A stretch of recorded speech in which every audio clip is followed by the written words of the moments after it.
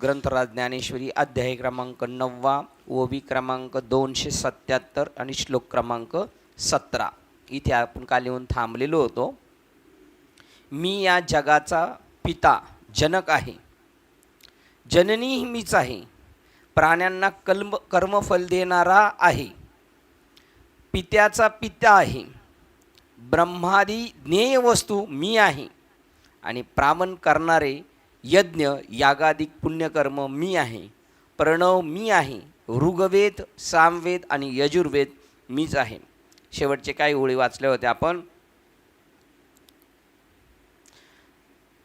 ते हे पहा, परब्रह्म बीजाचा फुटलेला अंकुर म्हणजे परा, पश्यंती, मध्यमा आणि वैखरी 4 वाचांचे मंदिर असा जो ओमकार तो मी आहे. ह्या वाणी आहेत ना 4 वाणी, ह्या पण श्री याच्यामध्ये सांगितलेलं आहे विभूतींमध्ये. या 4 वाणी, त्या एक वाणी वाक्य टाकले त्याच्यामध्ये परत ह्या चानी. आणि ब्रह्मरूप बीजाचा फुटलेला अंकुर म्हणजे परा, पश्यंती 75ची ओळ असते, मध्यमा आणि वैखरी या 4 वाचांचे मंदिर असा जो ओमकार तो मी आहे.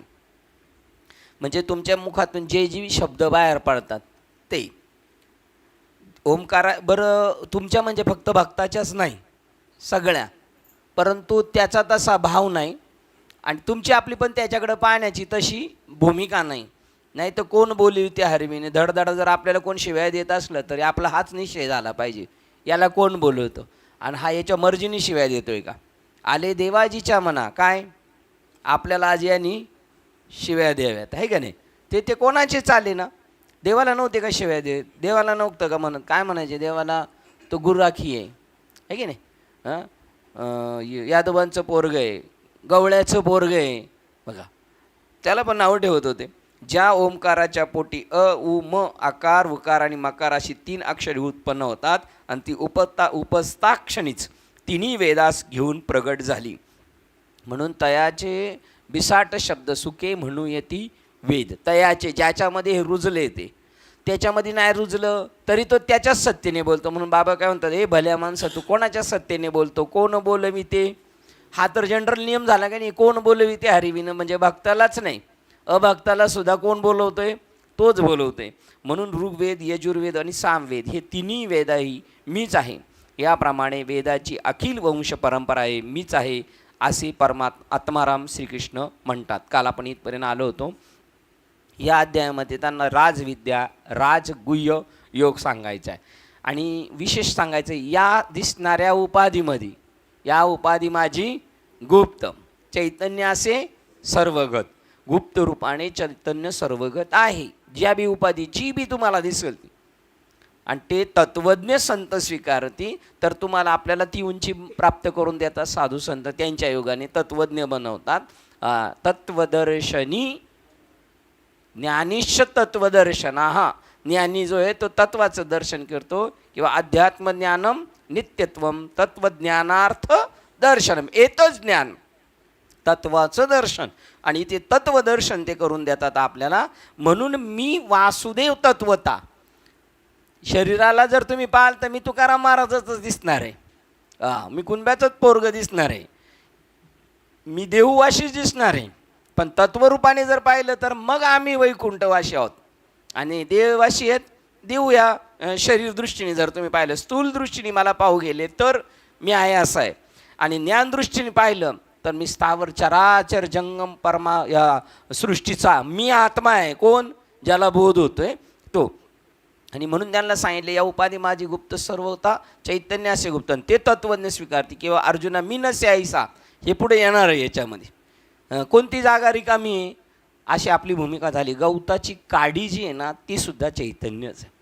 तेथील तृण आणि पाषाण तेही देव जाणावे, तेथील पंढरपूरमधले.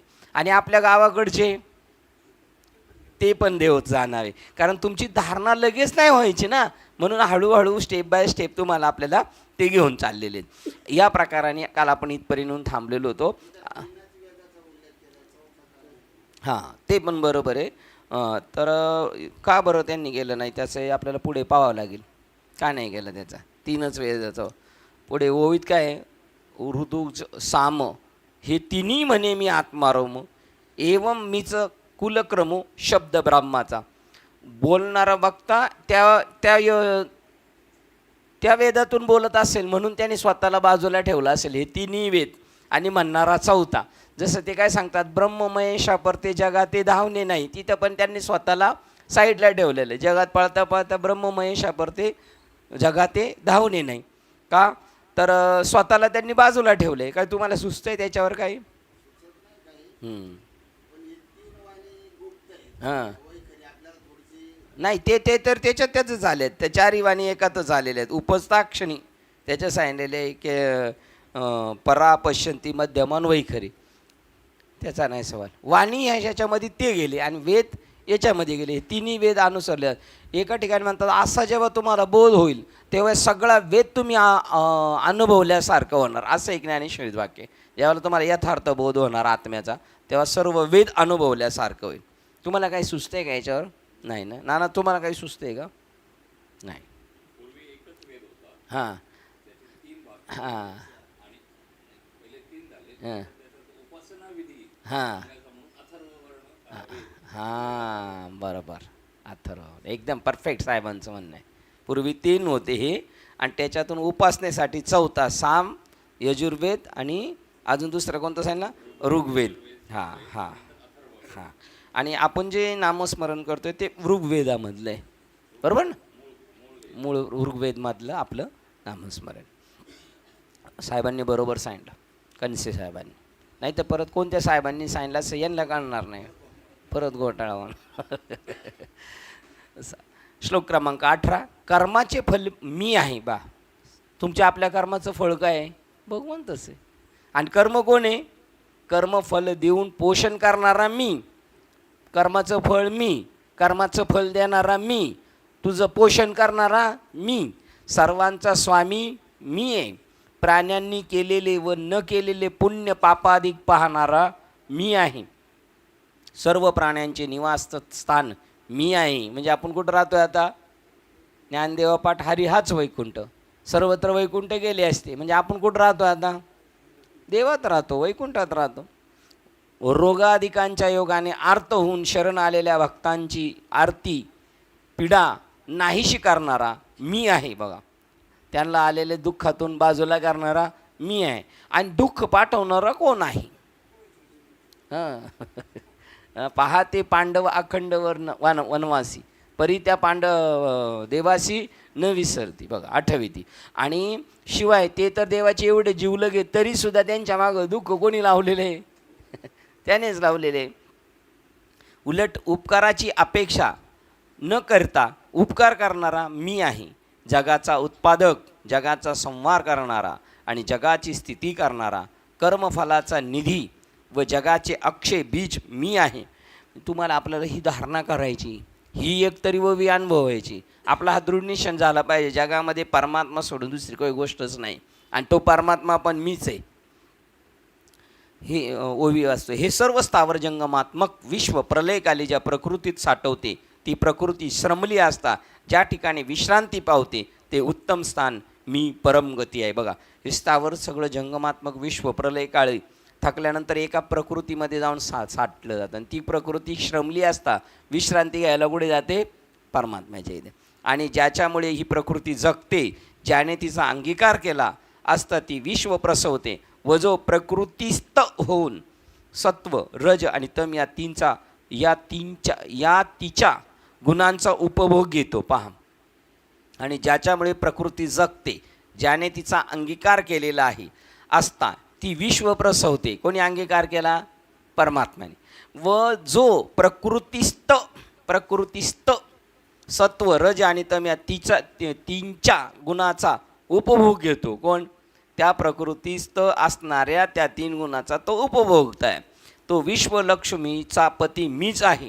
म्हणजे या प्रकृतीपासून घेणारा आस्वाद. म्हणजे जे बी आपण आता समजा पाणी चाखलं तर पाणी तो आणि ह्या बॉडीच्या माध्यमातून पाणी चाखणारा सुद्धा तोच आहे. आणि अर्जुन या सर्वत्र लोकाचा सत्ताधारी स्वामीही मीच आहे. आकाशाने सर्व ठिकाणी असावे, वायूने क्षणभर देखील स्वस्थ राहू नये, अग्नीने जळावे, मेघाने वर्षाव करावा, पर्वताने आपली बैठक सोडू नये, समुद्राने आपली मर्यादा उल्लंघन करू नये व पृथ्वीने सर्व भूतांचा भार व्हावा, ही सर्व प्रकारची आज्ञा माझीच आहे.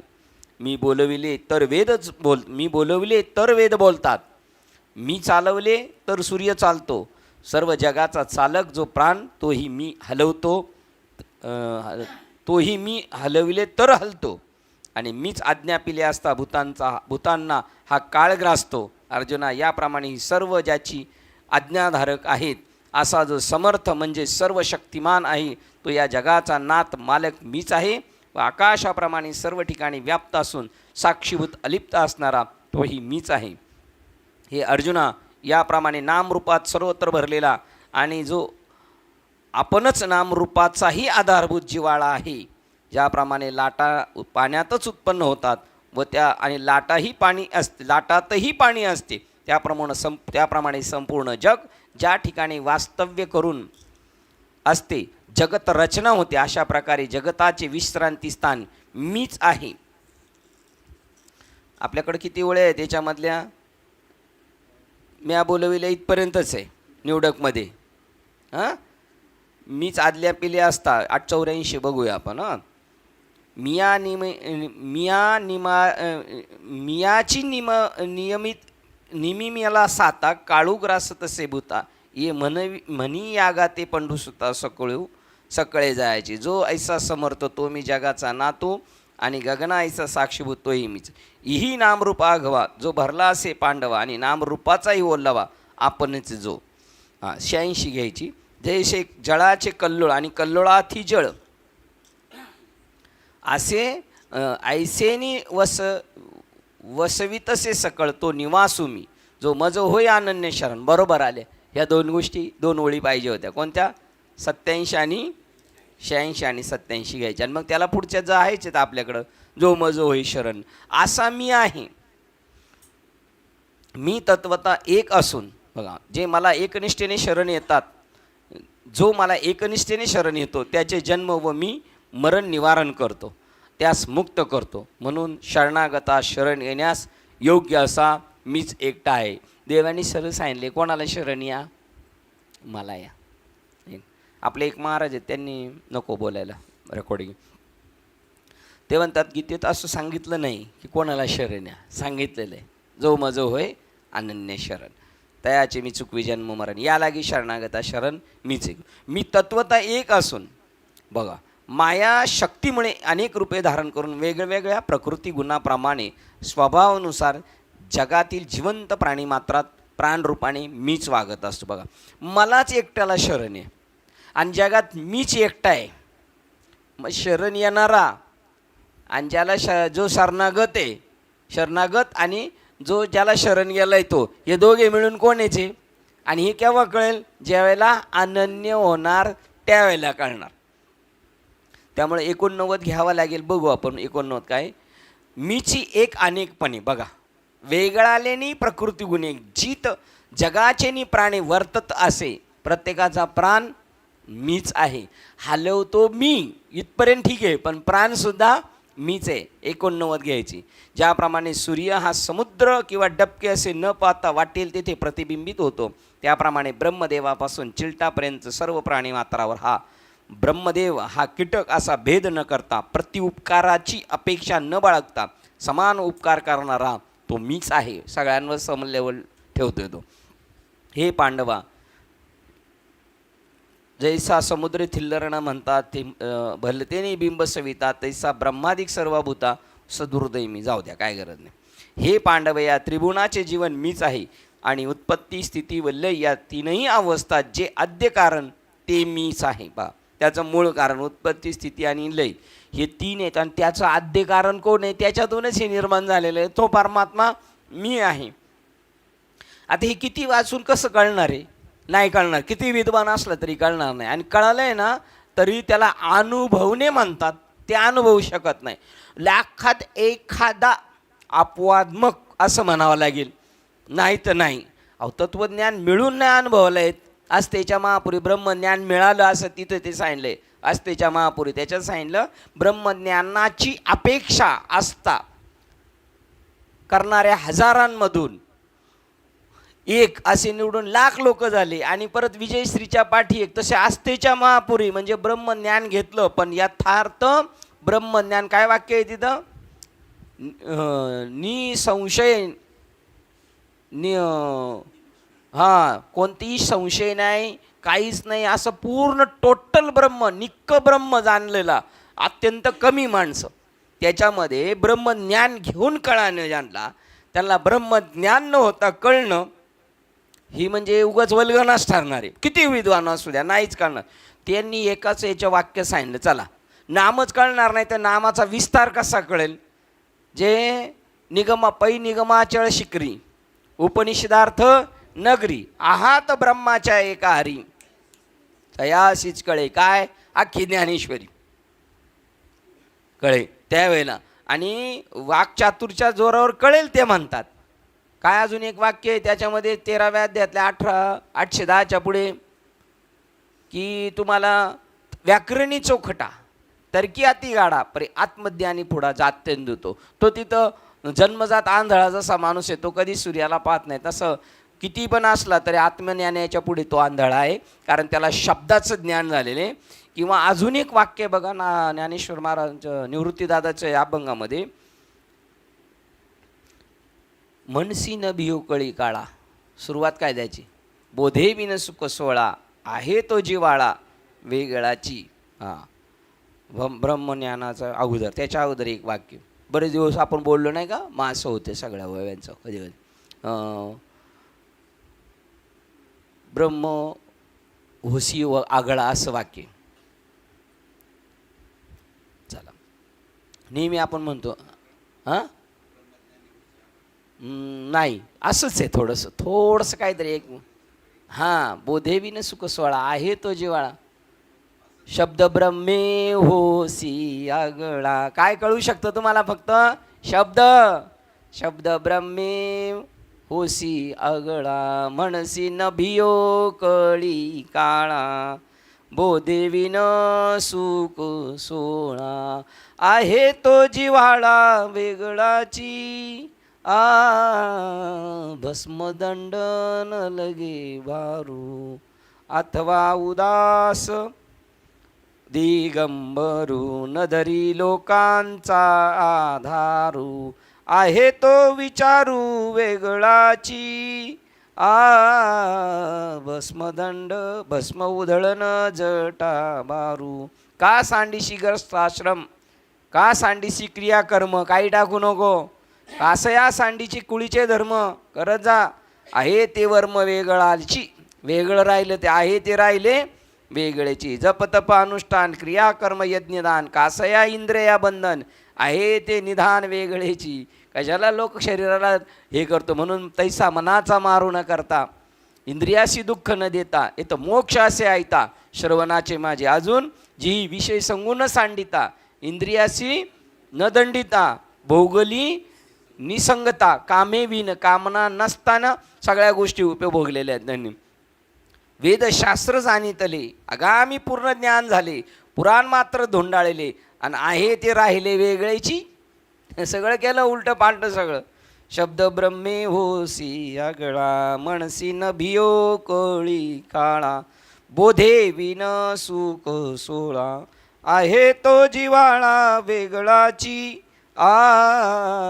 भस्म उधळण जटा बार. या कारणे श्री गुरुनाथू जव मस्तकुन ठेवी हातू निवृत्तीदास असे विनवतू तव निवांत केवी होय. जोपर्यंत गुरुजींचा डोक्यावर हात नाही पडत तोपर्यंत. बरं गुरुजी बी बाई बरेच आहेत हात ठेवणारे डोक्यावर, कुठे काय फरक पडतोय? काहीच नाही फरक पडत. ती त्याची तशी भूमिका झाली पाहिजे. कुठे आलो होतो आपण? 91 आलं होतं आहे ना. उत्पत्तीचे आद्य कारण तेही मी आहे. जगाचं आद्य कारण काय ते केव्हा कळणार आहे? शब्दज्ञानाने कळणार नाही, हे वाचून सुद्धा नाही कळणार. पण मग जनाबाई काय म्हणतात? सुरुवात केली तर वाया नाही जायचं आहे की नाही. ज्ञान होय अज्ञानासी ऐसा वरद या टिकेट. ज्ञान होय मुढा म्हणजे काय होईल? म्हणजे हे वाचल्यावर काय होईल? ज्ञान होईल आणि मग बोध होईल, तो ठसल आणि मग तो जीवनात कृतकृत्यता भाव निर्माण होईल. तोपर्यंत ज्ञान होण्यासाठी वाचायची बघा, ज्ञान होण्यासाठी ज्ञानेश्वरी वाचायची. ज्ञान नाही होणार म्हणजे आपल्याला अगोदर नाही, पण वाचल्यानंतर त्या दिशेने आपली काय होईल, भरारी होणार आहे, वाटचाल होणार आहे. बीजापासून वृक्ष. बघा या तिघांचे बघा, हे पांडव या त्रिभुवनाचे जीवन मीच आहे आणि उत्पत्ती स्थिती व लय या 3 अवस्था जे आद्य कारण ते मीच आहे. जशी आहे भगवद्गीता, त्याच्यामध्ये एक चित्र दाखवलेलं होतं. एक लहान बाळ आहे, ते आईच्याच पोटात आहे अजून गर्भावस्थेत. तिथं ती एक लिंक दाखवली अशी लाईन, आणि त्याच्यानंतर मग तो थोडा मोठा थोडा मोठा मोठा मोठा नंतर तरुण, नंतर पुन्हा उतार वयाला लागलेला, मग म्हातारा झाला, मग हाडं काढं मेला जळाला, त्याची फक्त हड्डीच राहिली. तरी ती लिंक मात्र अशी आहे, त्याच्यामध्ये सगळ्यामध्ये काय आहे, चैतन्य एक. देह काय, हां देह बदलतो पण आत्मा बदल नाही. बरोबर, चांगलं बोलता तुम्ही, असंच बोलायचे.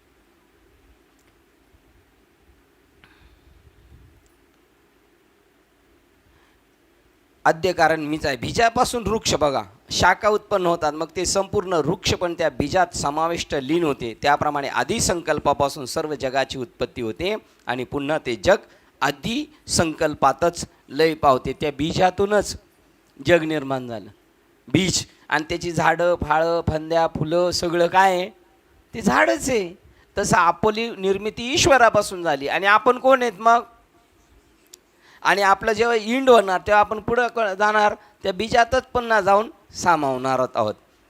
असा जगाचे बीजभूत आद्य कारण रूप संकल्प की जो इंद्रियाधिकास अगोचर कळू शकत नाही, सूक्ष्म वासनात्मक असतो, तो संकल्प ही कल्पांती जेथे लय होतो ते स्थान मीच आहे. बघा, जगाच्या बीजभूत आद्य कारण रूपी संकल्प एकम बहुष्य, जो तो संकल्प इंद्रियाधिकास अगोचर सूक्ष्म वासनात्मक असतो. तो जरी आपण म्हणलो माझं सर्व वासना गेली, माझी वासना, तरी तिची वासना एक.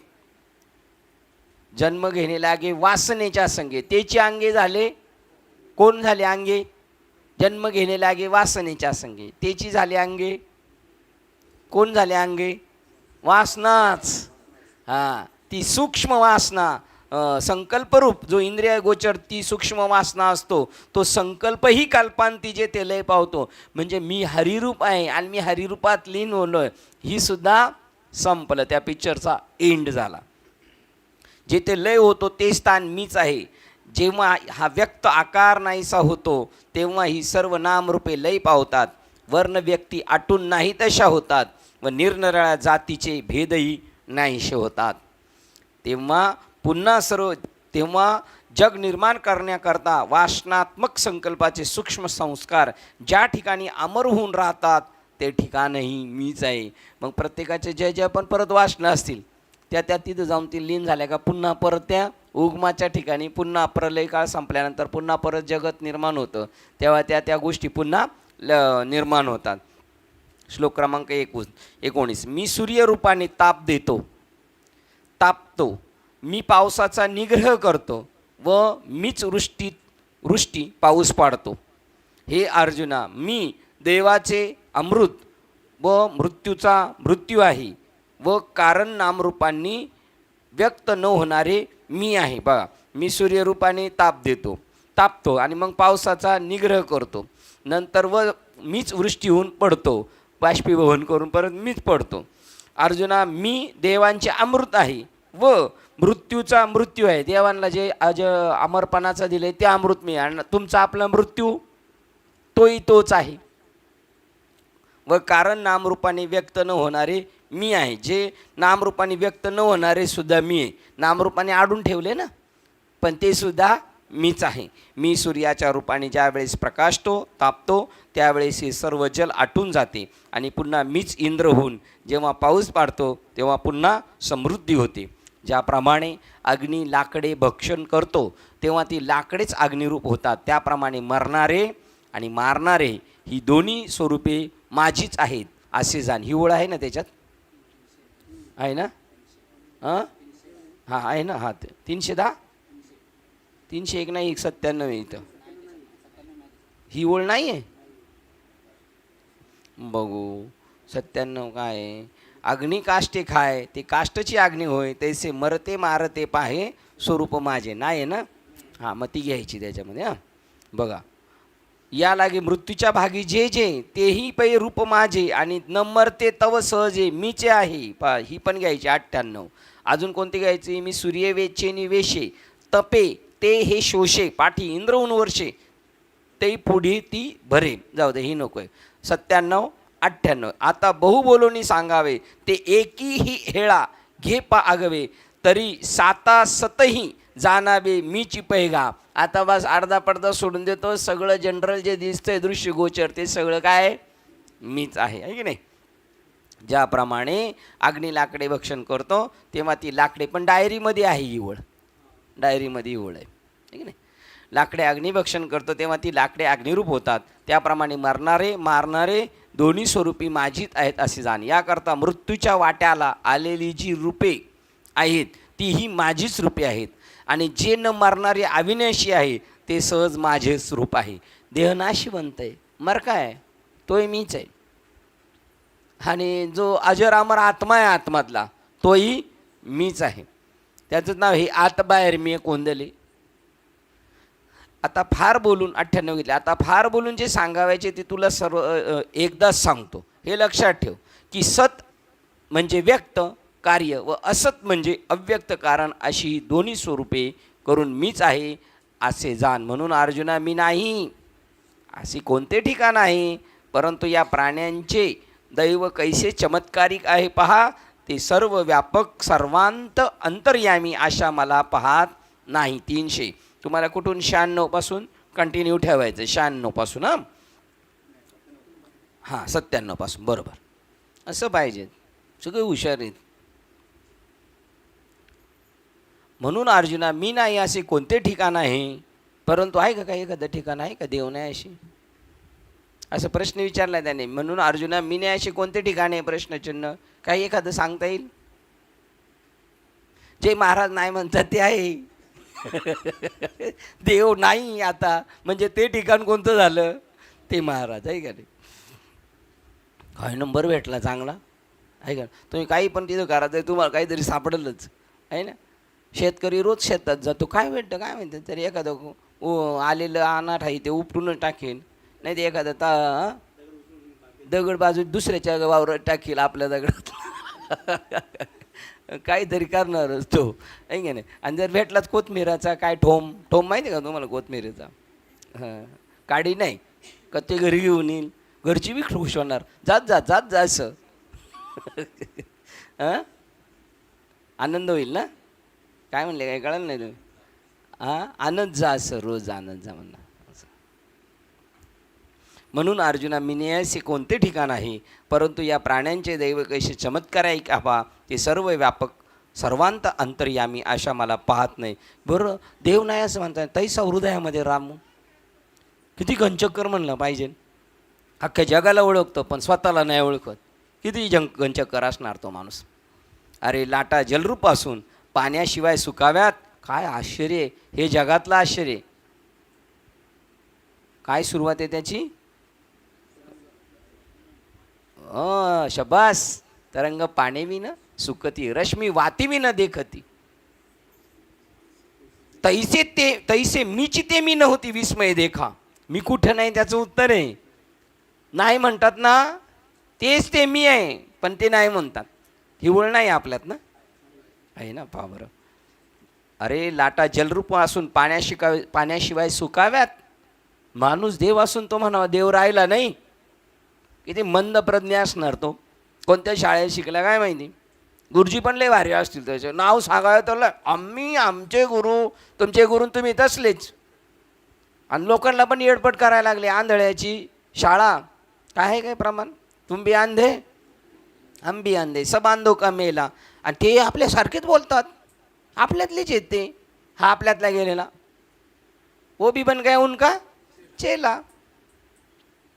अरे लाटा जलरूप पाण्याशिवाय सुकाव्यात किंवा प्रकाशमय सूर्यकिरण ती दिव्याच्या उजेडाशिवाय दिसू नये.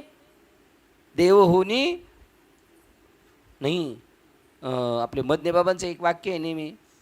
अंधार शोधायला गुहेमध्ये दीप घेऊन शोधिती अंधकार. अघटित हा विचार अघटित आहे. दिवा घेऊन अंधार शोधायला गेलं कधी मिळेल का? आणि देवच असून देव शोधायला गेल्याला कधीच भेटणार नाही.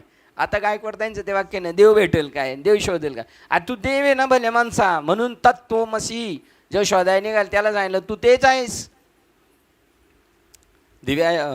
सूर्यकिरणे ती दिव्याशिवाय उजेडाशिवाय दिसू नयेत, त्याप्रमाणे सर्व जीव तत्वता मीच मत्स्वरूप असून ते मला आत्मतत्वाने ओळखीत नाही. हे केवढे आश्चर्य आहे पहा.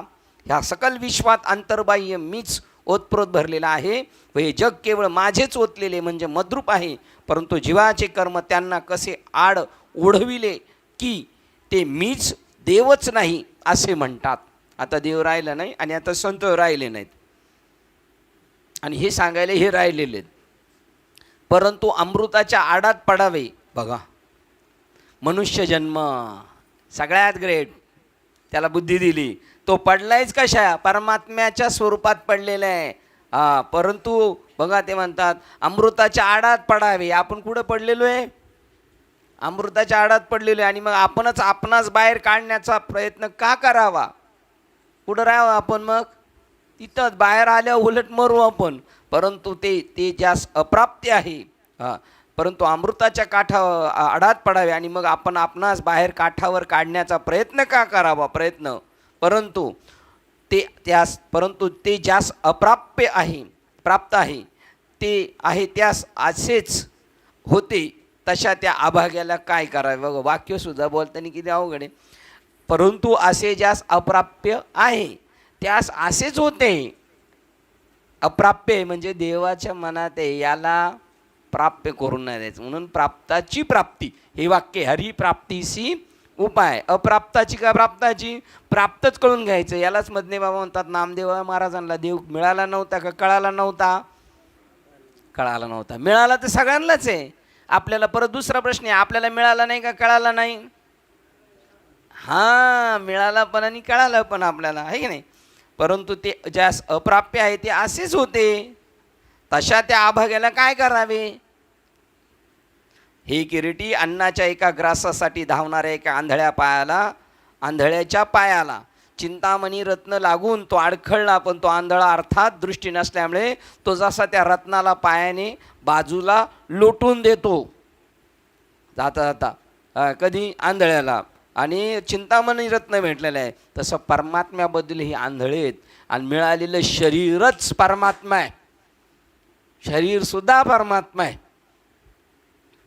तरी त्याला कळत नाही. त्याप्रमाणे ज्ञान जीवास सोडून जाते, म्हणजे यथार्थ ज्ञान प्राप्त नसते. त्यावेळी जीवाची वरील आंधळ्याप्रमाणे स्थिती होते. म्हणून यथार्थ ज्ञानाशिवाय जे जे काही करावे ते सर्व केल्यासारखे असे होतच नाही. 5 नंबर बघा, किती जरी पळाला आणि जे महत्त्वाचे ते नाही कळून घेतलं तर त्याचं पळणं काय व्यर्थ आहे. काय हरिपाठ सोंगे छंदेचं 3रं चरण, सोंगे छंदेचं 3रं चरण, शुद्ध भावाविन जो जो केला तो शीन, सगळा शीन तो. ज्ञानाशिवाय जे जे काही करावे ते सर्व काही केल्यासारखे असे होतच नाही. 5 नंबरची ओळ वाचायची. तैसे ज्ञान जे सांडून जाय, ही ओळ आहे वाटतं, नाही आहे ना? तैसे ज्ञान जे सांडून जाय ते ऐसी ही दशा आहे, म्हणून की जे ते केले नोहे ज्ञानेविन नाही. त्याच्या पुढची, आंधळ्या गरुडा ते पंख हाती, ते कवना उपेगा जाती, तैसे सत्कर्माचे उपटीत हाती ज्ञानेविन. काय बापरे, सपराक मारलेली अभ्यास करणाऱ्या माणसांना. तुम्ही जर हे यथार्थ ज्ञान नाही जाणून घेतलं, ज्ञानबिन काय नाही म्हणतात, म्हणजे किती ज्ञानेश्वर महाराज तेही क्लिअर करतात. अमृत नको म्हणतो म्हणजे समजायचे याचे दिवस भरले, बस. ज्ञान नको, तुमचं ज्ञान तुम्हाला, आमच्या बापाचं आहे काही ज्ञान, ते ईश्वराचं ज्ञान नको म्हणतो, संतांकडचं नको म्हणतो. त्या ज्ञाना वाचून सत्कर्म अनुष्ठान केले तरी तेवढे सगळे व्यर्थ आहे. ते म्हणतात बघा, आंधळ्याच्या किती नंबर वाचली? आंधळ्या बघा, त्याप्रमाणे ज्ञान जीवास सोडून जाते आणि ज्ञान हे जीवाचं स्वरूप आहे असं ओळखी तुम्ही 14व्या अध्यायातली, ती त्याचं स्वरूप आहे. पण अज्ञान हरवले आपलं. 14व्या अध्यायातली सुरुवातीच्या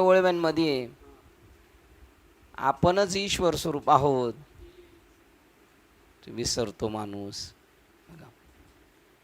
त्याप्रमाणे हां त्याच्या उदाहरण फुगतो विषय ज्ञानाने. मी ज्ञानी, मी मोठा महाराज, मी लय मोठा हुशार, ते फुगतो. आपणच ज्ञानस्वरूप आहे. ते गेलं आपलं हिरावून, गेली याची सेनव आहे. विषयी ज्ञानी होय गगना एवढा, आपणच ज्ञान स्वरूप आहोत. हे गेली याची सेची न करी. मी आपला अज्ञान ज्ञान गेलं आणि छोट्या छोट्या ज्ञानाने गगना एवढा फुगतो. 14व्या अध्यायातली ओळ आहे ना, 14व्या अध्यायात असल. हा 99% 14व्या अध्याय बघा काढून. त्याप्रमाणे निवडक ओव्यांमध्येच आहे. त्याप्रमाणे ज्ञान नाही नाही नाही ते नाही, ते तर गेलं 16व्या अध्यायामध्ये. असेल असेल. त्याप्रमाणे ज्ञान जीवास सोडून जाते, म्हणजे यथार्थ ज्ञान प्राप्त होते. यथार्थ ज्ञान प्राप्त नसते त्यावेळी जीवाची वरील आंधळ्याप्रमाणे स्थिती होती. म्हणून यथार्थ ज्ञानाशिवाय जे जे करावे ते सर्व केल्यासारखे असे होतच नाही. आंधळ्या गरुडाला पंख जरी असले तरी ते ह्याला कोणत्या उपयोगास पडतील. ती निवडक ओव्यांची आणलं होतं ना ग्रंथ, त्याच्यामध्ये म्हणे निवडक पाठवलेली ना तुम्हाला प्रत्येकाला 1-2 जणांना. हां नाही आहे.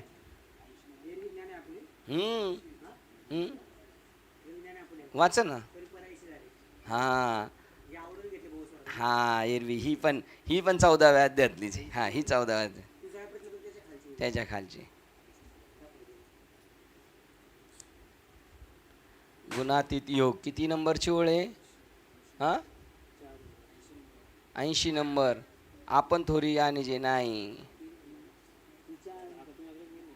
बघा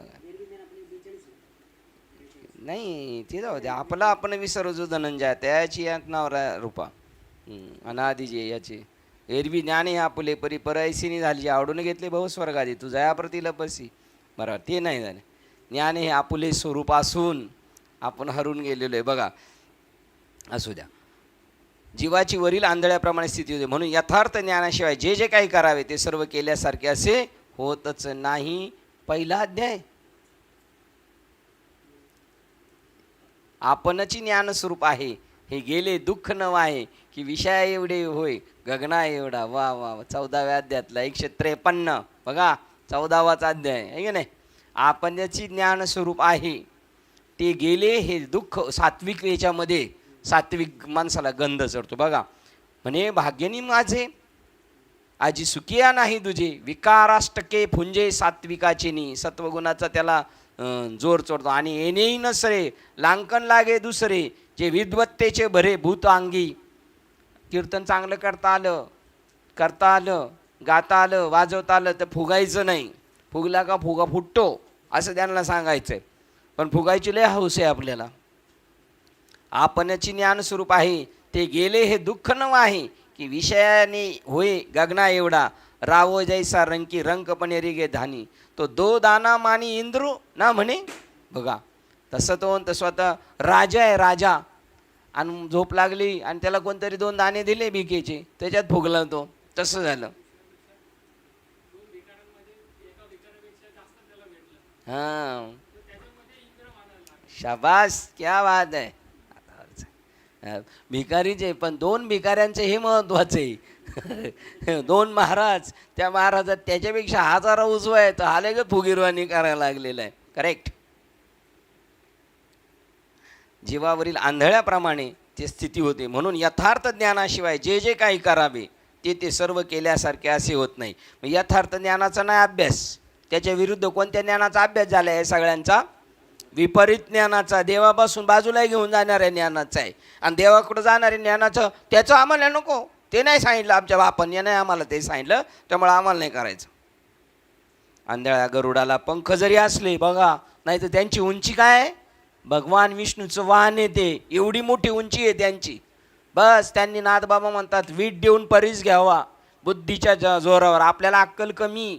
त्यांनी तिथे घासलेले आहेत वर्ष. व्याकरणाचे प्रत्येक शब्दाचा किस काढून त्यांना अर्थ कळतो. आणि त्याच्या मोबदल्यात त्यांनी तेवढं देवाला द्यायची वीट. आणि देव परीच घ्यायचा, पण नाही त्याची बुद्धी होत तशी. कारण तिथे येऊन पण तो परत विषयाकडे जातो, असा होतो. आता सांगितलं तसं सत्वगुणाच्या पाशामध्ये गुंतला जातो आणि मिले मोठा अशा पद्धतीने तो तिकडे जातो. नाही तर तो कोण आहे? भगवंताचं वाहन आहे, एवढा हुशार माणूस. असं 18व्या 13व्या अध्यायातल्या 810 चवळीमध्ये तो महान सिद्धांताचा राजा आहे, एवढा मोठा आहे तो. पृथ्वी तोला मोलाच आहे असे एक वाक्य आहे. परंतु काय करायचं त्याच्या ज्ञानाला? साऱ्या आग लागो म्हटले. आंधळ्या गरुडाला पंख जरी असले तरी त्याला कोणत्या उपयोगाला पडतील? कारण का? गरुड कसं आहे ते आंधळं.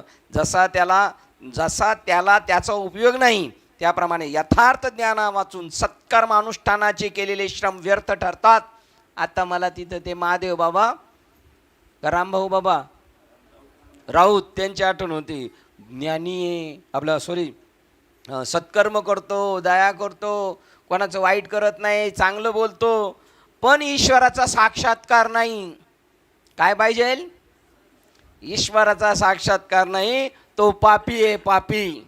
ते म्हणतात नामस्मरण करत नाही, नामस्मरणाचा परिणाम आहे ईश्वराचा साक्षात्कार नसेल तर तो माणूस पापी आहे, किती मोठा असला तरी. त्याच्यासाठी मला वाटतं तुकाबाराचा अभंग आहे 90 ते संत. त्याच्यामध्ये की तुम्ही किती सात्विकतेने वागत असला तरी सुद्धा तुम्ही संत या पदाला पोहोचत नाही. कर्म आचरणे 90 ते संत. चांगली चांगली कर्म करतात, कोणाचंच कधी मनात वाईट विचार येत नाही, परंतु अध्यात्मज्ञान नाही तरी ते उपयोगाचं नाही. म्हणून ज्ञाना वाचून तुका म्हणे नाही निरसाला देह तवोरी अवघे संसारिक. आणि त्याच्यातलं हे पाहिजे होतं आपल्याला, काय? सत्कर्म करतो तरी सुद्धा तो संत होत नाही. माळा मुद्रांचे भूषणे, लय माळा दरवर्षी एका वारीला गेलं का परत एक माळ घालून येत असेल, तरी सुद्धा उपयोगाचा नाही. त्याप्रमाणे यथार्थ ज्ञाना वाचून सत्कर्मानुष्ठानाचे केलेले श्रम व्यर्थ ठरतात. मगाचं वाक्य होतं ना, व्यर्थ ठरतात. तशाप्रमाणे बघा इथपर्यंत चालू ठेवायचं. केवढी सत्कर्मे म्हणशील तर, सत्कर्म म्हणजे काय नाही, करतोय काय, केवढी, त्याचं बघा व्यापक स्वरूप सांगतात. म्हणशील तर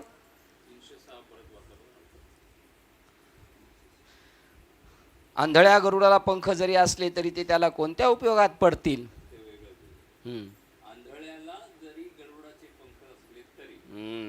नाही, इकडे सरळ आंधळ्या गरुडाचे पाख हाती. आंधळ्या, करेक्ट, ते पण बरोबर. आंधळ्या गरुडाचे पाख हाती, आंधळ्याला. आणि इथे काय सांगितलेलं आहे? आंधळ्या गरुडास पंख असतील, परंतु आंधळ्या गरुडाचे पंख हाती. आता त्यांनी शब्दशः अर्थ घेतलेला आहे, आंधळ्याला गरुडाचे पंख. अहो, आंधळ्याला नाही, डोळसला जरी लावले तरी त्याला जाता येईल का तिथपर्यंत? म्हणजे गरुड आहे पण आंधळा आहे, असाच त्याचा अर्थ आहे. नाही तर आंधळ्याला नाही, डोळसला जरी माणसाला गरुडाला लावले. आता यांचं म्हणणं काय, म्हणजे माणसाला असं झालं त्यांचं, गरुड नाही स्वीकारलं त्यांनी. आंधळ्या माणसाला गरुडाचे पंख लावले तर तो एखाद्या याला जाऊन धडकल, आणि डोळस माणसाला लावलं तर तो वरच उडायचा नाही.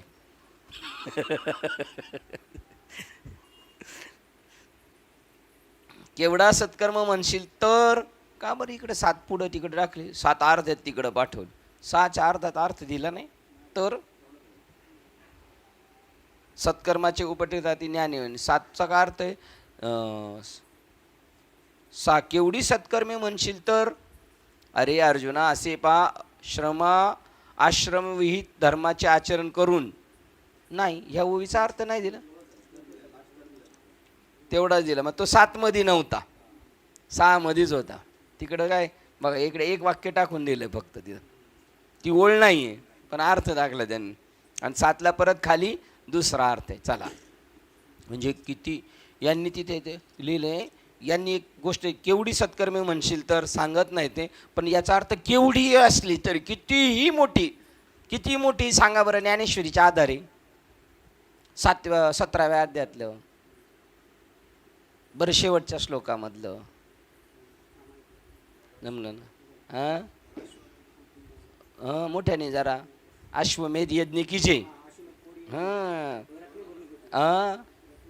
रत्ने भरून पृथ्वी दिली तरी ते जलाशय खाऱ्या पाण्याची सरोवरे जरी बनवली गोड्या पाण्याची तरी ती सर्व व्यर्थ आहे. बघा एवढी सत्कर्म केली तरी. म्हणून ब्रह्मनामावरी श्रद्धा टाकून जे करी जो धंदा तो नुसता शिनची जाना. किती मोठी कर्म असू द्या. श्लोक क्रमांक 20 वाचतोय बघा. म्हणजे ज्ञान सोडून बाकीचं काय करायचं. त्यांनी पहिलं सांगितलं याला जाणलं काय नाही केलं तर चालेल तरी तो सुटला. आणि याला न जाणता रिकामे उद्योग भरपूर केले काहीच उपयोगाचं नाही. बघा इथे सत्कर्म उपकित हाती ज्ञानविन वाचोनी ज्ञानाविन एक उपाय करशी जितके ती अधिकच उंपशी रुकी. हा ज्ञान साधना सोडून तरायला बाकीचे दान ऐसे बळ नोहे अनिकांच्या हाती तप तीर्थ जगी दान व्रत झालं क्लिअरच करून टाकलं. आणि जर तेवढं साधन केलं सांगितलं आम्ही ते तर भिजून येदी हात पाव काही भवतरावया उत्तम ही नाव भिजून येदी हात पाव काही. तुम्हाला माहिती आहे कसं बरं सांगा बरं भिजून येदी हात पाव म्हणजे काय. भवतरावया हे उत्तम ही नाव. नावेत बसलो का आपण मामाच्या गावाला जातानी मावशीच्या गावाला जातानी पण नदी पाहिजे मग नावत बसता येईल ना. तर मग नदी बोट पार पूर्ण कडेला नाही येत. मध्ये चिखलात थोडीशी अटकते. मग चप्पल हातात घ्यावं लागते आणि पाय वर करून जावं लागतं. पाण्याच्या वर पाय करून गावं लागतं. पाण्यातून जावं लागतं. मग पाय भिजतो हात पण भिजतो. पण ही नाव अशी आहे भिजवणे दी काय बारकाव आहे त्यांचा बघण्याचा. किती बारकाव बघतात. तुम्ही बोटीत बसायला गेले गावाला नदीमध्ये तरी तुमचे हातपाव भिजणार आहेत. पण एवढं मोठं बरं ही किती आहे 15-20 मिनिटाचीच आहे ते नदीतून तिकडं जायसाठी. पण हे तर एवढा मोठा प्रवास आहे पण भिजवून येते हात पाव काय. हा बरोबर हे तर अजून पुढचं आहे. हातपायच भिजत नाही तर बुडायचा प्रश्न राहिला कुठे. त्याला गुडघ्या एवढं पाणी म्हणून कमरे एवढं पाणी देवाने लगेच कमरे वाट ठेवला. मला आलं तर माया नदीचं पाणी केवढे कमरे एवढं. आणि मला शरण आलं का बुडला रे बुडला कमरे एवढ्या पाण्यात में चिल्लूभर पाणी में डूब मर जाएगा. अरे अर्जुन ऋग्वेद यजुर्वेद व सामवेद ही तिन्ही वेदाचे अध्ययन करणारे बघा केवढे म्हणशील तर त्याचं क्लिअर चाललंय ना शिंदे. यजुर्वेद ऋग्वेद आणि सामवेद या तिन्ही वेदाचे अध्ययन करणारे त्यात सांगितलेली कर्मे करणारे जसं पाहिजे तसं शिड्या लावून स्वर्गाला जातील तशी कर्म करून सुद्धा पण मला येऊन नाही भेटू शकत. सोमपान करणारे व त्यामुळे निष्पाप झालेले सोमपान स्वर्गामध्ये गेल्यानंतर इकडं जसं दूध आहे तसं तिकडं मास्टर आहे तेवढं पेलं का कामच झाले एकदम. मला यज्ञाच्या योगाने बघा आणि सोमपान करणारे व त्यामुळे निष्पाप झालेले मला यज्ञाच्या योगाने याच्यामध्ये सोमपान करणारे म्हणजे काय सांगितलंय चिन्मयानंदाने. सोमपान म्हणजे आपल्या इथं जसं दूध आहे दूध पवित्र आणि गोड तसं तिकडं सोमपान. तेवढं काम झालं का झालं. मग एक ग्लास रोज घेतलं का कामच झालं बस. मग दिवसभर काही खायचं नाही काय हे नाही. सोमपान करणारे व त्यामुळे निष्पाप झालेले त्या पान सेवन केलं का तो निष्पाप होतो. मला यज्ञाच्या योगाने पूजन माझी पूजा करून स्वर्गतीची प्रार्थना करतात स्वर्गाची प्रार्थना करतात असं पाहिजे होतं. ते त्रैविद्या पवित्र इंद्रलोकास प्राप्त होऊन स्वर्गात अलौकिक देव भोगास उपभोगितात. बघा तिकडे जाऊन चांगले उपभोग भोगणार. एवढी मोठी कर्म केली.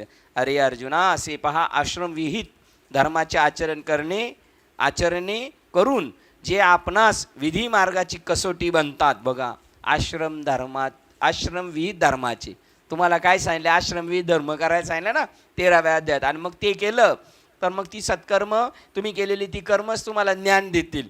पण यांनी वेगळा मार्ग घेतला विधी मार्गाचा आचरणे करून जे आपणास विधी मार्गाची कसोटी बनतात. वेदातील विधी ज्याच्या आदर्शभूत आचरणावरून समजतो बघा त्याच्या आचरणावरून कळतो का वेदाचा असा आहे. ते लिलेने यज्ञ करू लागले म्हणजे तिन्ही वेद संतोष पाहून मान डोलावतात. असे पा आश्रम विहित धर्माचे आचरणी करून म्हणजे आश्रमाला नाही सांगितली तशी ना का आश्रमाला विध म्हणजे आवश्यक आहे तशी करून, आचरणे करून आपण विधी मार्गाची कसोटी बांधतात, म्हणजे त्याच्यात मास्टर की कमवतात असा अर्थ. वेदातील विधी ज्याच्या आदर्शभूत आचरणावरून समजतो असा वेदाचा विधी. ते लिलेने यज्ञ करू लागले म्हणजे तिने वेद संतोष पाहून मान डोलवतात व त्याच्यापुढे साक्षात यज्ञ क्रियाच फलप्राप्तीसह उभी राहते. एवढे हुशार ते, एवढी मोठी कर्म आहेत तरीसुद्धा ते उपयोगाचे नाही असं त्यांना सांगायचं. याप्रमाणे यज्ञातील सोमपान करणारे यज्ञकर्ते दीक्षित आहेत, जे आपण स्वतः यज्ञमूर्ती होतात, पण खरे पाहिले तर त्यांनी त्या यज्ञजन्य पुण्याच्या नावाने पापच आपल्या पदरी जोडले आहे असे समज. कारण यज्ञ करून पापाची जोड अशी केली म्हणशील तर ते ऋक, यजू, साम या तिन्ही वेदास जाणून शेकडो यज्ञाच्या द्वारा माझे यजन करतात, परंतु मला विसरून माझ्या प्राप्तीची इच्छा सोडून क्षुद्र स्वर्गच पसंत करून त्यांची इच्छा करतात, हेच ते पाप आहे. अर्जुना, ज्याप्रमाणे एखादा अभागी मनुष्य कल्पवृक्षीच्या खाली बसून कल्पतरूची योग्यता न समजल्यामुळे भीक मागण्याच्या इच्छेने त्या झोळीला गाठी मारतो आणि मग भिक्षा मागाव्यास निघतो, त्याप्रमाणे शेकडो यज्ञाने माझे यजन केले व मग ते स्वर्गसुखाची इच्छा करतात, तेव्हा ते पुण्य आहे काय, खरोखर पापच नव्हे काय, पुण्य नसून ते खरोखर पापच आहे असे समज. 12 तैसे 12 म्हणून मजवीन पहा तैसे शतकृज यजिले माते की इप्सिता ते स्वर्ग सुखाते. आता पुण्य की हे निवृत्ते पाप नव्हे ही ओळ आहे मला वाटतं आपल्या याच्यामध्ये, आहे की नाही. पण जैसे कल्पतरू तळवटी बैसोनी झोळिया देत असे गाठी, मग निर्दैव निघे किरीटी दैनीची करू. तैसे 11 नंबरची ओळ घ्यायची.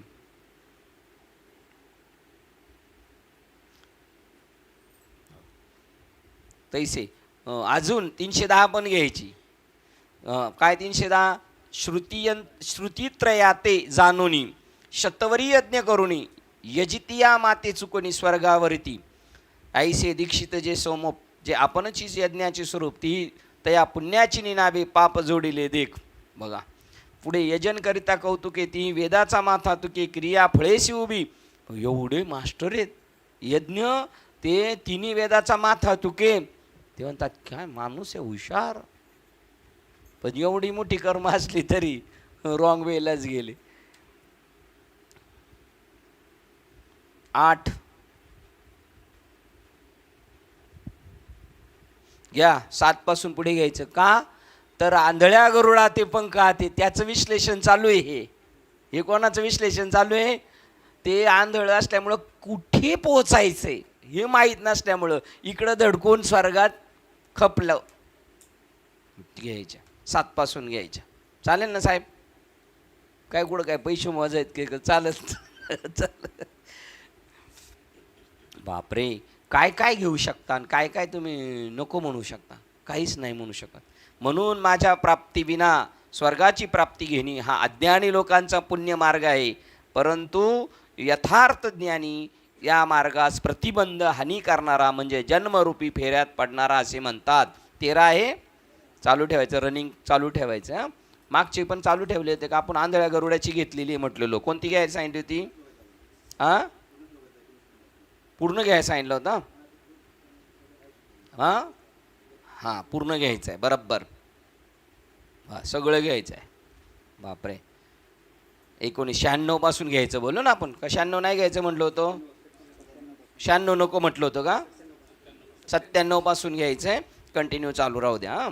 सहज विचार केला तर नरकातील दुःखाकडे पाहून ज्याच्या सापेक्षतेने स्वर्गातील सुख हे नाम मात्र आहे, परंतु नरक व तत्सापेक्ष स्वर्ग या दोही पलीकडची त्रिकालाबाधित असा जो आनंद व अविद्याधिक दोषरहित सुख ते माझे सुखरूपच स्वरूपच होय. 14 नंबरची होय बघू. एरवी तरी नरकीचे दुःख पाहुणे स्वर्गा नाम हे सुख वाचोनी नित्यानंद का निर्दोष ते स्वरूप माझे. बघा हे घेतलं पाहिजे. तुलना आहे, माझं स्वरूप कसं आहे, स्वर्गातलं सुख कसं आहे आणि नरकातलं. नरकाच्या दुःखामुळं स्वर्गाला सुख म्हणतात, पण ते सुख त्याच्यापेक्षा निर्दोष ती सुख माझे. 14 हे महावीरा अर्जुना, खरोखर माझ्या यथार्थ स्वरूप प्राप्तीला येताना स्वर्ग व नरक हे दोन आडमार्ग असून त्या निव्वळ चोरांच्या वाटा आहेत. ही आहे आपल्याकडे ना. चालू द्या, 15 उद्या. कारण स्वर्गप्राप्ती ही वरून दिसणाऱ्या पुण्यात्मक पापाने होते व नरक प्राप्ती पापात्मक पापानं होते. पण खरे विचारशील तर ज्या पुण्याने माझी प्राप्ती होते तेच शुद्ध पुण्य होय, असे समज ही पण आहे आपल्याकडं, आहे ना. स्वर्ग पुण्यात्मक पापे येईजे, जायजे नाही. म्हणजे वरची लोकच बोलतात मला वाटतंय. जायचे गेले तिकडे, जायचे इकडे येईजे. हां, येईजे जाईजे पाविजे, बरोबर, यांचंच बरोबर आहे. यांचं असं येईजे जाईजे पाविजे. हां, मग मग बरोबर, मग तुमचं मग बरोबर, मग त्यांचं आपलं सगळं बरोबरच आहे. मग स्वर्गा पुण्यात्मक पापे येईजे म्हणजे कोण म्हणतं हे? या गावाला कोण म्हणतंय? जो पहिला गावाला येतो. तसं हा पहिलं कुठे येते? सगळे स्वर्गात येईजे. पापात्मक पापे नरका जायचे म्हणजे तो स्वर्गातला म्हणतो तो नरकात जायचे. आणि मग माते जे पाविजे ते शुद्ध पुण्य, हे तटस्थ माणूस म्हणूत महात्मा आहे. हे पंडुसुता, जीव हे माझे अंश असून ज्या सकाम कर्मामुळे मी त्यांना अंतरतो त्या कर्मास पुण्य असे म्हटले तर जीभ तुटणार नाही का? ही पण आहे ना. मजची मी असता जे नेहमी दुरावे पंडुसुता ती पुण्य म्हणता काय जीभ न तुटे? तुटली तर तुटली, काय फरक पडते. पण स्वर्गाला जायला भेटते ना, ते गेलो नवीन जॉईन करून घेता येईल. किती घनचक्कर असते. बरं, मी म्हणतो जाऊ दे आता, बाकीच्यांचं द्या सोडून. आपण सुद्धा, आपण किती त्याच्यामध्ये निष्णात झालो आहे का? ह ब प लावायला मजा वाटते. ह ब प, हा ब पचा लॉंग फॉर्म काय साहेब? हाटेलातून भजे पळवणारा. हरभरे भरण्यात पटाईत. बाबा म्हणतात हळूच बलतीकडे पाहण्यात पटाईत. परंतु हे राहू दे. हे पंडुसुता, जीव हे माझे अंश असून ज्या सकाम कर्मामुळे मी त्यांना अंतरतो त्या कर्मास पुण्य असे जर म्हटले तर जीव नाही का तुटणार? परंतु हे आता राहू दे. याप्रमाणे ते यज्ञ करते दीक्षित वस्तुता माझे यजन करतात, पण याचना मात्र अशा दिव्य स्वर्ग भोगाची करतात. 18 परी हे असो आता प्रस्तुत ऐकी या परिजित ते दीक्षित यजुनी माते यचिती स्वर्गभोग. मग ज्या पुण्याने मी प्राप्त होणार नाही असे पापरूप पुण्य आहे. बघा, मग ज्या पुण्याने मी प्राप्त होणार नाही असे ते पापरूप पुण्य आहे, ज्याच्यामुळे मिळालेल्या योग्यतेने ते स्वर्गास येतात. त्या स्वर्गाचे शास्त्राने वर्णन केले आहे. ज्या स्वर्गात अमरपण हे सिंहासन आहे, ऐरावत हत्तीसारखे वाहन आहे, अमरावती ही राजधानीचे शहर आहे. याच्यावर प्रवचन नाही करायची कधी. याच्यामुळे ते म्हणून मग गेलंच पाहिजे तिकडं. त्याला हे सांग, याच्यावर प्रवचनं चालेल. याच्यात सांगायचं हे सगळं आहे तर हे खोटं नाटक आहे. तिथं गेलं लातत बसती डायरेक्ट. जे ते अनिमाधिक अष्टमा सिद्धीचे भांडारे आहेत, अमृताचे कोठारे आहेत व ज्या गावात कामधेनूचे खिल्लारे कळप आहेत, तेथे देव समुदाय चाकर होऊन सेवा करतात. तेथे सर्व चिंतामणी नामक रत्नाच्या पुष्कळ वाटा जमिनी आहेत व करमणुकीसाठी लहान लहान कल्पतरूची उपवने आहेत. जेथे गंधर्व गाणी गात आहेत, रंबेसारख्या अप्सरा नृत्य करणारे आहेत व विलासिनी स्त्रियांमध्ये जेथे उर्वशी ही मुख्य आहे. ज्या ठिकाणी प्रत्यक्ष मदन शेज घरात सेवा चाकरी करतो आहे, स्वतः चंद्रच आपल्या अमृत किरणाने सडा समार्जन करतो आहे व वायूसारखे म्हटल्याप्रमाणे धावणारे चपळ चाकर सेवेत सज्ज आहेत.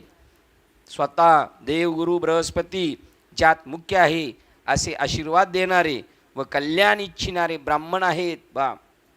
ते जेथे स्तुती पाठक असे बहुत देवगण आहेत, ज्यांच्या सभोवती ती कुठे थांबायचं ठरलं आपलं? 17ला नक्की ना? हां, बरोबर, 27ला. ज्याच्या सभोवती लोकपालाचे राजे चालत असून जय मिळवलेले पदवीधर सरदार आहेत व उच्च श्रव नामक समुद्र मंथनापासून निघालेला सप्तमुखी घोडा पुढे चालणार आहे. हे बहुत वर्णन असो. याप्रमाणे जोपर्यंत यज्ञकर्त्याच्या पदरात पुण्याचा अंश आहे तोपर्यंत इंद्राच्या भोग्य सुखासारखे पुष्कळ भोगसुख ते याज्ञिक भोगतात. इथे थोडीशी मेघ दाखवलेली, जोपर्यंत आहे बॅलन्स तोपर्यंत. आता पुढे ते सर्व वैदिक कर्मी, श्लोक क्रमांक 21 वाचतो. ते सर्व वैदिक कर्मी त्या विस्तीर्ण स्वर्ग लोकास भोगून पुण्यक्षीण झाले असता मृत्यू लोकात शिरतात. याप्रमाणे वैदिक कर्म मार्गास अनुसरणारे, विषयाची कामना करणारे सकाम पुरुष जा ए अवस्थेत जा ए या असंच आहे ना, जा ए या अवस्थेत प्राप्त होतात. म्हणजे येणं जाणं चालू आहे. हे कशाचं वर्णन चाललंय सगळं? किती मोठाली कर्म ते आंधळ्या गरुडा ते पाखा तिथे कवण्या उपयोगा जाती. त्याला काही उपयोग नाही होणार. ते तैसे सत्कर्माचे उपखे ठाती ज्ञानेविन. ठातीच आहे ना.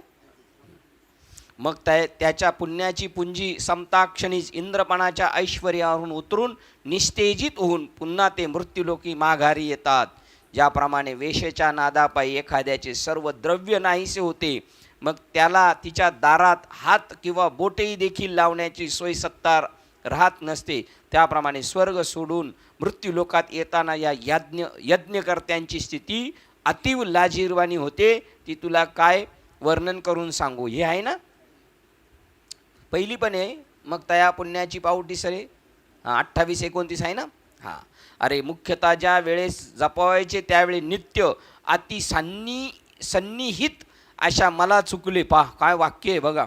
अरे मुख्यतः ज्या वेळेस जपावायचे त्यावेळी नित्य अति सन्निहित, अगदी इतका जवळ अशा मला चुकले. व ज्यांनी यज्ञाद्वारा आभासिक, कोणत्या वास्तविक नाही, भासमान पुण्यमार्गाच्या आचरणाने स्वर्गप्राप्ती करून घेतली व क्षण मात्र अमर झाले खरे, पण त्यांचे अमरत्व वाया जाऊन सरते शेवटी ते मृत्यूलोकातच परत येतात. 30 एवं थितिया माते चुकले, जी पुण्यस्वर्ग कामिले तया अमरपण ते वाव झाले अंती मृत्यूलोकी. थितिया या शब्दाचा अर्थ काय दिलाय? थितिया सर्वदा असणाऱ्या.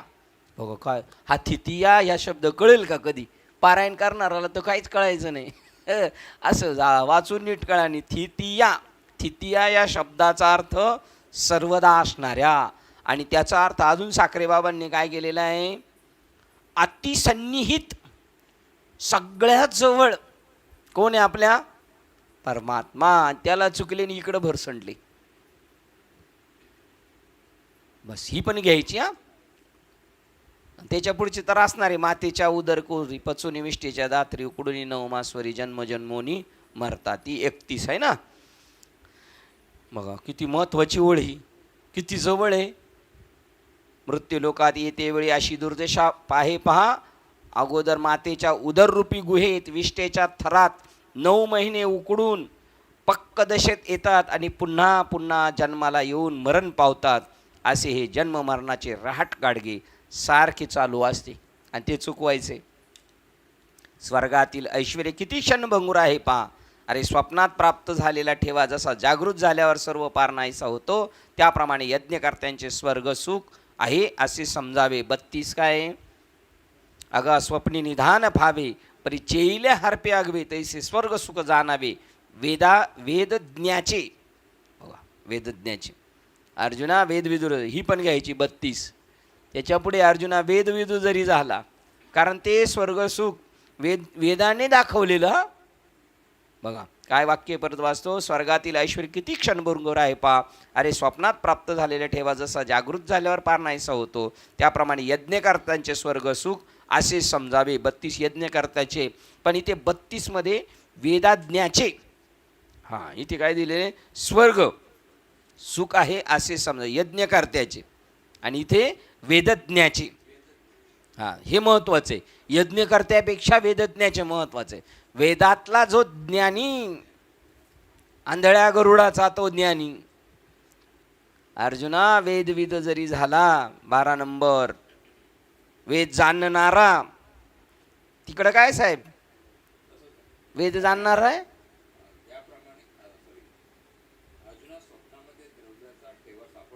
त्याच्या पुढचे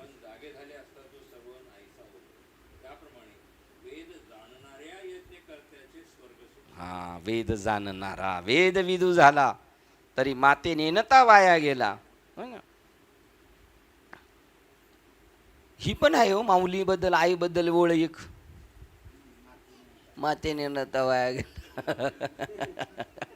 चक्रम अर्जुना वेद विदू जरी झाला तरी माते नेनता वाया गेला, आईला न ओळखता जायला गेला. ते तुमच्याकडे काय म्हणतात, कटाळ्या म्हणतात काय त्या पोळाला? मला रात्री आठवलं. हे कटाळे आहेत सगळे. काम नको एक बहादर म्हणलं, अजून काम नाही केलं पट्ट्याने, अजून कधी काम केलं नाही आपण म्हणजे कोण आहे? कटाळ्या. मला रात्री आठवलं नांदेबाबाचं कटाळ्या म्हणजे कटाळ्या म्हणलं क्लिअर करावं नानाकडून.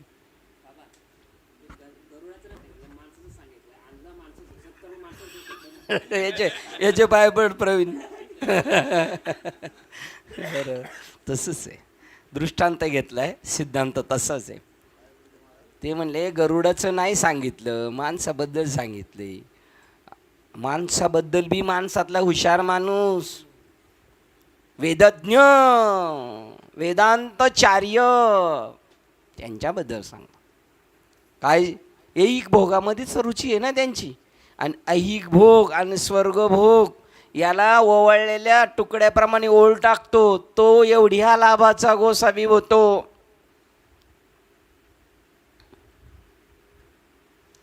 किती नंबर? 33. म्हणून अर्जुना बघा, स्वर्गात नाहीसे यज्ञकर्त्याचे सुख झाले असे समजावे. अर्जुना ज्याप्रमाणे धान्य काढून घेतलेला केवळ कोंडा उपनला असता व्यर्थ होतो. म्हणजे हे सगळे काय उपण्याचं झाले काम?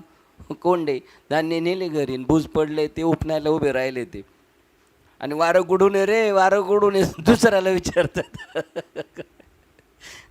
त्याप्रमाणे वेदार्थ ज्ञानी जरी झाला तरी मला जाणल्याशिवाय त्याचा जन्म व्यर्थ होय. म्हणून माझ्या एकट्याशिवाय हे तीनही वेदोक्त धर्म व तदनुसार सकाम कर्मे व त्यांची फले व्यर्थ आहेत. तेव्हा मला आता तुला इतके सांगवायचे आहे की तू माझे यथार्थ स्वरूप आत्मतत्वाने जाणून घे, त्यावेळी दुसरे काही जाणू नकोस, म्हणजे तू सुखी होशील. हे गरुड म्हणजे जो याच्यातले मास्टर, अगदी देवाच्या सान्निध्यात गरुड आहे, देवाचं वाहन, एवढा हुशार आहे पण अध्यात्मज्ञानात आंधळा आहे. त्यामुळं काय घ्यावं काय कळालं नाही त्याला. त्याचं काय उदाहरण दिलं, किती महत्त्वाचं उदाहरण दिलेलं आहे. तो बसलाय चिंतामणी झाडाच्या, कल्पतरू झाडाच्या खाली, आणि माझी झोळी जास्त फाटायला लागली, हिची गाठ जर व्यवस्थित बसली तर बरं होईल. म्हणलं लगेच बसती, कारण तो बसलाय कुठं? कल्पतरूच्या झाडाखाली. तेवढ्याच खुश तो आहे की नाही. अरुण बाबाच म्हणतात खाटकाचं कुत्र वासात दंग. किती किती बजावून सांगितलेले. ही पण सगळा श्लोक घ्यायचा आहे शिंदे. हां तुम्ही नाही म्हणतच नाहीत. हां श्लोक क्रमांक 22 वाचतो. हां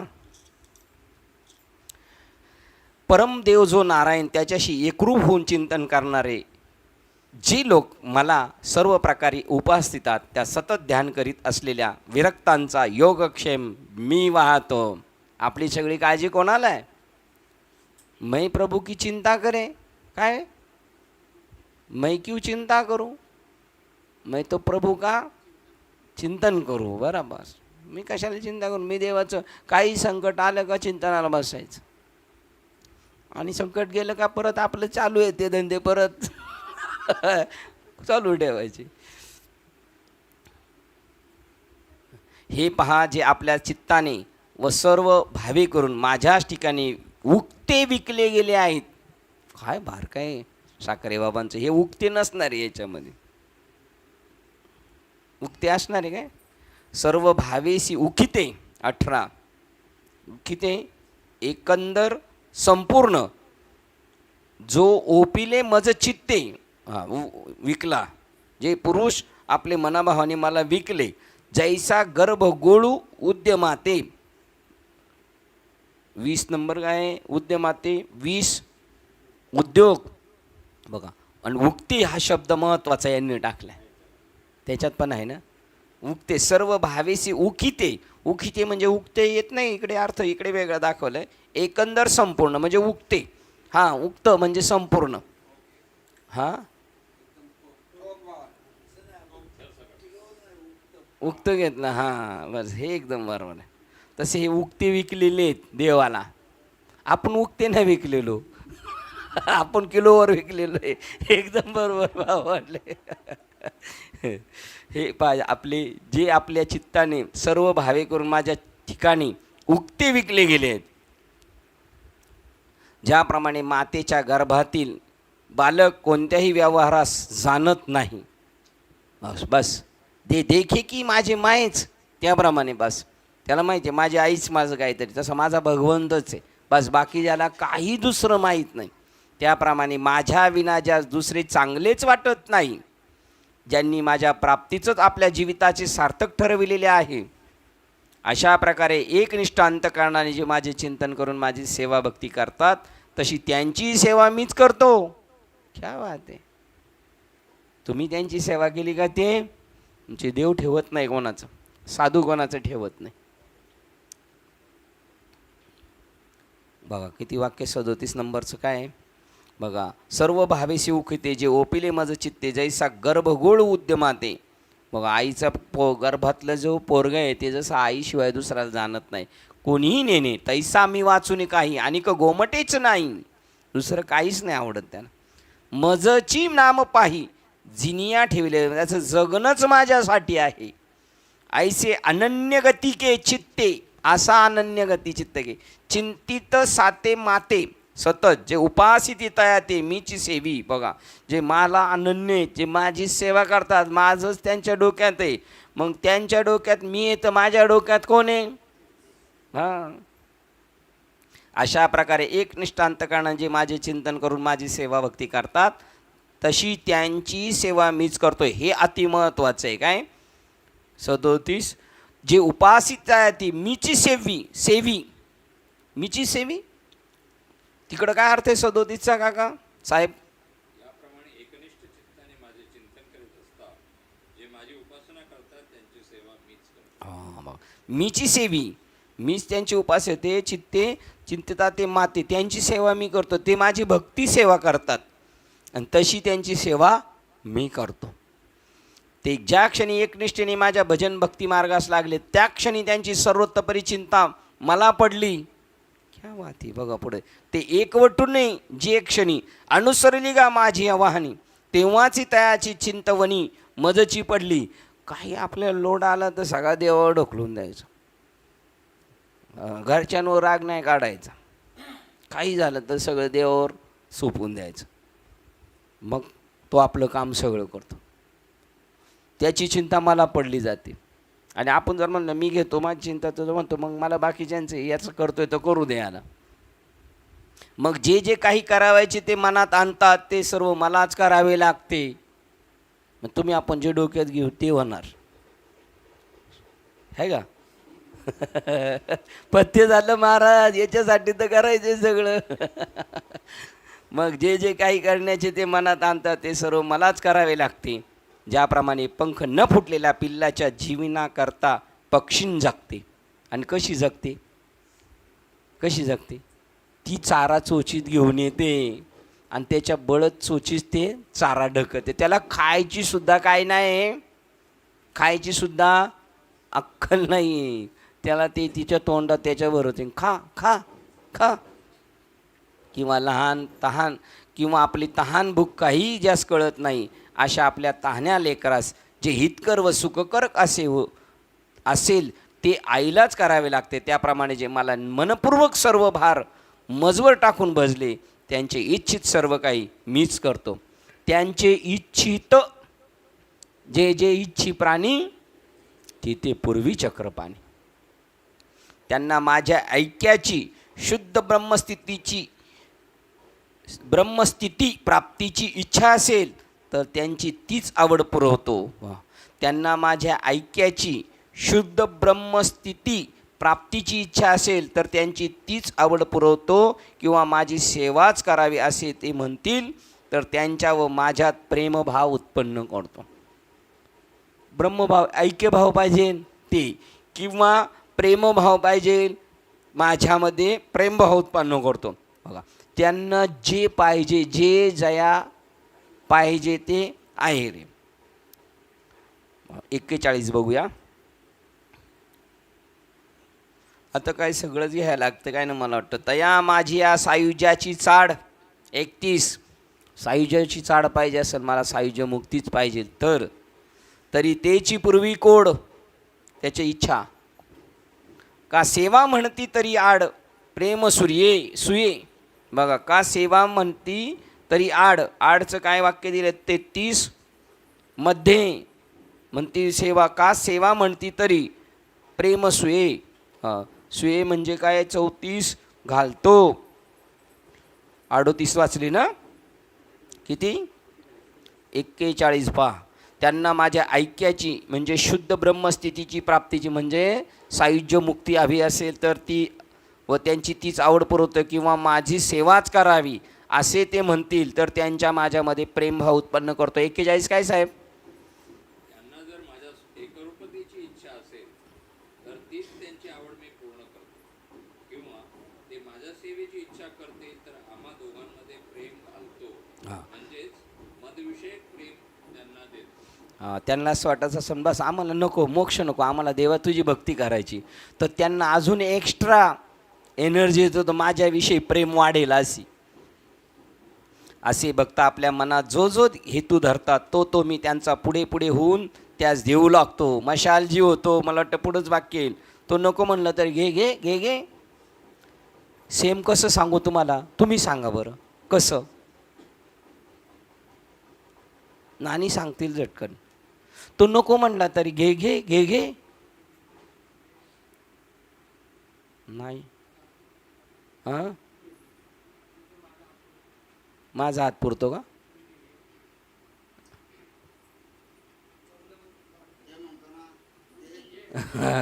हात मोडू नको. तसं नाही. आता हे बाळ नको म्हणलं तरी घे घे. आई त्याला बळजबरीने घालते, घे बाबा घे. तसं त्याला मी तसं पुरतो किंवा माझी सेवाच करायला म्हणशील तर त्याचा प्रेमभाव. असे भक्त जे मनात जो जो हेतू धरतात तो मी त्यांच्या पुढे घेऊन त्यास देऊ लागतो. हेतू धरतात आणि हेतू न धरताही मी देतो, असं मागचं वाक्य होतं. याला माहीत नाही जेवायचं, भूक लागल नंतर काय भेटणार नाही, रात्रीचं मध्यरात्री आत्ताच 2 घास घालू द्या खाऊ द्या, असं त्याला नाही कळत. आता आपण रात्रीचं काय जेवतो कारण मध्यरात्री उठून खाता नाही यायचं म्हणून आपल्याला माहीत झालं. त्याला माहीत नाही, ते रात्रीचं जो वर्डल आहे की नाही. असे भक्त आपल्या मनात जो जो हेतू धरतात तो मी त्यांच्या पुढे पुढे होऊन त्यास देऊ लागतो व ते त्यांना दिलेले असते त्यांचे रक्षणही मीच करतो. योगक्षेम त्यांचे जाणे जड भारी. आणि परत वाट दावी धरी करी धरून या, ओटाला धरून घेऊन जातो. कारण अर्जुना, त्यांच्या सर्व मनोवृत्तीचा आश्रय एकमेव मी असतो. त्यांचा संपूर्ण योगक्षेम मलाच करावा लागतो. तोही बघा, कहा योगक्षेम आघवा तयाचा मजची पडिला पांडवा, जयाची या सर्व भावा आश्रय मी. हे पण घ्यायचं आहे सर्व. बापरे, हो 35 हां 35 पासून घ्यायचे. ते विकले ना, मग उगते विकलेत म्हणल्यावर ते घेतलेच पाहिजे.